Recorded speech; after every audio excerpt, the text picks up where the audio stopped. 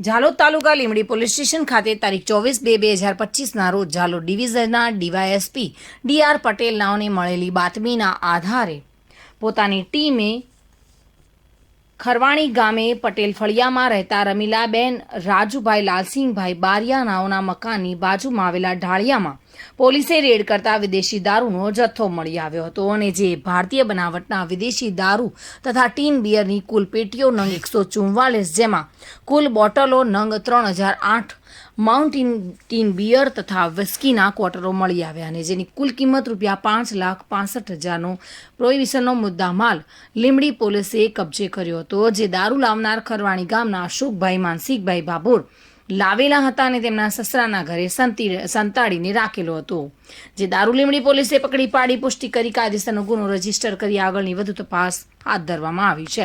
આમ લીંબડી પોલીસે ગણતરીના કલાકોમાં જ આ દારૂ શોધી કાઢ્યો હતો અને તેના વિરુદ્ધમાં કેસ દાખલ કર્યો છે. કિશોર ડબઘર સાથે bureau report, today Gujarati news. આ સમાચાર આપને કેવા લાગ્યા? ટુડે ન્યૂઝને લાઈક, શેર અને સબસ્ક્રાઇબ કરો.